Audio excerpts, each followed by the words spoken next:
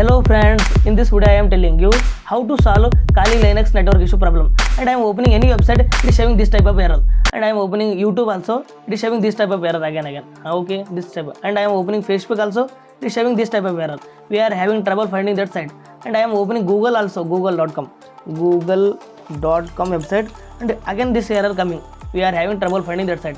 If you solve this error, just go to terminal. Just go to terminal. I am writing ping google.com. Again this error come again.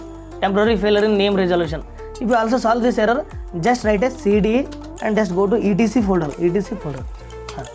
You go to etc folder, just write a ls command. And I am doing clear command. Just write nano.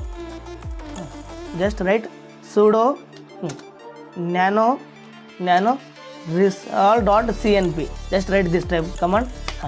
And write a Kali Linux password, KLI Kali Linux password.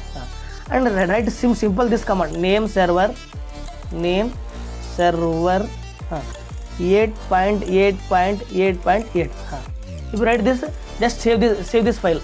If you save this file, just here is it is showing, save this file, Control O. Enter first. If the file is saved, just enter a Control X. Control X is a exit command. Control X.